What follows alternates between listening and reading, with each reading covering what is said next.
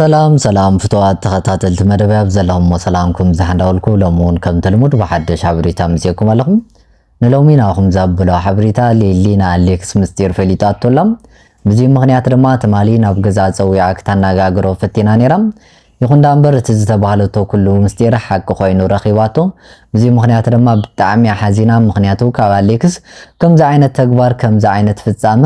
አይተጸበየት ነራና አሌክስ ወን እቲ ጉዳይ ዘይተፈለጠ መሲልዎ ንሱ ድማ ተገልቢጦ ነዓ ንቤቲ ይቅርታ ንክተሓትት እዩ ነጊርዋም ይኹን ዳንበር ሊሊ እዚ ጉዳይ እዚ ማለት ወን አሌክስ ዝፍጽሞም ዘሎ ተግባራት ኣብ ልዕሊ ሊሊ ዝገብሮም ዘሎ ነገራት ሁሉ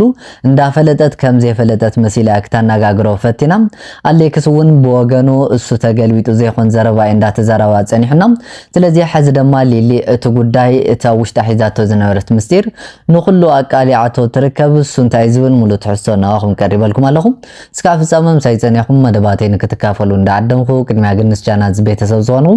ላይክ ብምግባር ከሞና ጋይ ዝኾኑም ሰብስክራይብ እንዳገበርኩም ቤተሰብ ንክትሆን ላቦ እምባርከ ስትዋታ ታተልት መደብ ያፍትመተው ከም ዝገለጽኩልኩም ሊሊና አሌክስ ምስጢር ማለቱን እትሑ ምስጢር ፈሊጣቶ ተርከብ በዚህ ምክንያት ድማ ተማሊ ናብ ገዛ አጸዊያ ናአሌክስ እቲ ጉዳይ ከም ዘይፈለጠት መሲላ ብኖርማል ክተናጋግሮ ፈቲና ነራ እቲ ጉዳይ ማለት ወን ሊሊ አርቀ ከም ትደሊ እቲ ዝሓለፈ ነገር ይቅረ ተባሂሎም ናብ ገዙ ንክምለስ ሓቲታቶ ነራ ይኹን ዳንበር አሌክስ ድማ በአንጻሩ እቲ ጉዳይ ማለት ወን ይቅርታ ከም ዘይደሊ ንሳ ተገልቢጣ ንቤቲ ይቅርታ ንክተሓትት ይሓቲትዋ እዚ ጉዳይ እዚ ድማ ንሊሊ ማለት ወን እቲ አሌክስ ሓዊኡ ወዘሎ ምስጢር እንዳፈለጠት ኩላ ውሽጣ ገይራ ያጸዊያ ኣብ ገዛ ክተናጋግሮ ፈቲና ነራ ይኹን ዳንበር አሌክስ ድማ ምንም ነገር ከም ዘይበደለ ምንም ነገር ከም ዘያጥፈየ አክት እንዳገበረ ነይሩ ከም ዝፍለጥ አሌክስ ኣብ ልዕሊ ሊሊ ብዙሕ ነገራት ፈጺሙ እዩ ብዙሕ ግዜ ወን ምስ ቤት ዘለዎ ርክብ ንካቋርጽ እንዳሓተተቶ ከምውን እተገዞም ዘሎ ጸገም እታ ውሽጦም ዘሎ ዘይምርዳእ ተናጋጊሮም ንክፈትሑ ብዙሕ ግዜ ሊሊ ጽዒራ ይኹን ዳንበር አሌክስ ድማ በአንጻሩ እሳ ብትገብሮም ዘሎ ተግባራት ማለት ወን እሳ ምስ ቤት ዘለዎ ርክብ ንካቋርጽ ከምውን ናብ ኖርማል ናብ ቀልቡ ንክምለስ ብዙሕ ግዜ አፍትጽዕራሉ ንሱ ድማ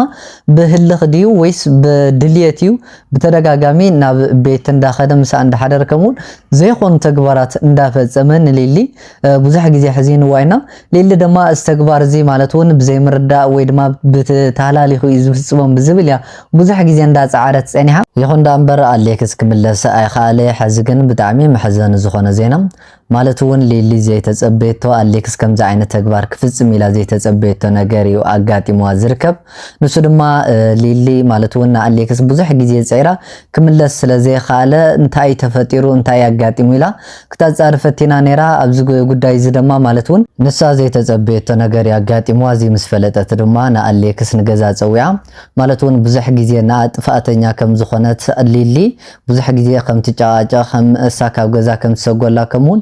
ንሳ ናብ ዚ ጉዳይ ዝንክበጽሕ ንሳ ከም ዝገበረት ገይሩ እንደ አክት እንዳገበረ ነይሩ ስለዚህ ንሳ ድማ እቲ ጉዳይ ሱ ሁሉ ነገር ገዲፍና ናብ ኖርማል ንመለስ ኢላ ይቅርታ ክትሓተዮ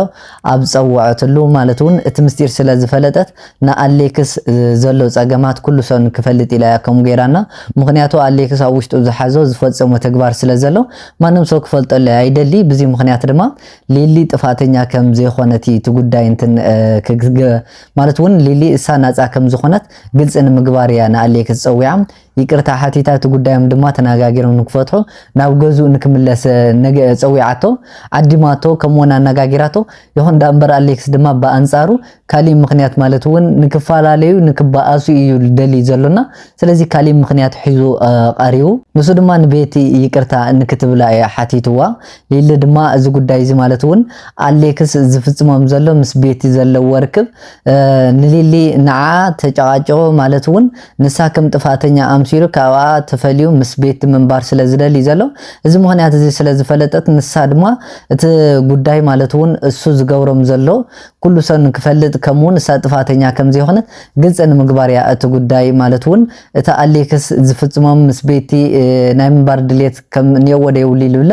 ግልጽ ንምግባር ያ ጸዊዓቶ ነራ ይኹን ዳንበር እቲ ጉዳይ ንሳ ከም ዝሓሰበቶ ረኺባቶና በሐቂ ብጣዕሚ ዝሕዘን ማለት ወን ንሳ ይቅርታ ኢላ ናብ ገዛኻ ትመለስ ኢላ ኣብታ ነጋግረሉ ንሱ ግን በአንጻሩ ካሊ ጉዳይ ማለትውን ንሊሊ ንዓ ክገድፋ ከም ዝደሊ ዘሎ ያ እቲ ጉዳይ ረኺባቶና በዚ ምኽንያት ድማ ንሱውን ንቤቲ ይቅርታ ንክተሓተት እዚ ተገይራ እዩ ክምለስ ዝኽእል ወይ ድማ ይቅርታ ገብረል ዝኽእል ኢሉ ማቱን ይቅርታ ይተሓቲ ትኾን ኢሉ እሱ ከም ዓይነት ተግባር ፈጺሙ በዚ ምኽንያት ድማ ሊሊ ድማ ብጣዕሚ ሓዚና ምኽንያቱ ካብ አሌክስ ከምዚ ዓይነት ነገር ኣይተጸበየቶ ከምዚ ዓይነት ነገር ውን ክፍጽም ኢላ ትጽቢ ስለ ዘይነበራ ብሓቂ ብጣዕሚ ሓዚና ሓዘ አሌክስ ድማ ምስ ቤት ክነብር ስለ ዝደሊ ንሊሊ ዝርሐቀላ ወይ ድማ ዝበኣሰሉ ምኽንያት እንዳኣለሽ ዝርከብና በዚ ምኽንያት ድማ ሊሊ ብጣዕሚ ሓዚና ማለት ውን እሶም ብዙሕ ዓመት ብሓባር ጸንሑ ክንደይ ፈተና ሓሊፎም ናብዚ ህይወት እዚ ከኣቱ ዝኻሉ እዚ ድማ ውላድ ወሊዶም ሕዚስ ዓውይ ማለት ውን ዓበይቲ ሰባት ኮይኖም እዮም ነይሮምና ይኹን ዳንበር አሌክስ ድማ ኣብ ልዕሊያ ከምዚ ዓይነት ተግባር ፈጺሙ ሊሊ ድማ ሕዚ ኣብ ሕማቕ ኩነታት እያ ትርከብ ንሎሚና ኹም ዘበልክዎ ሓበሬታ እዚ መስል ዝተፈላለዩ ርእቶ ሓሳብ ተሊኩም ኣብ ኮመንት ኣሙጥና ካሊ መዓልቲ ብኻሊ ቪድዮስ ከዓ ንራኸብ ድሓን ኩኑ ሰናይ ናኹም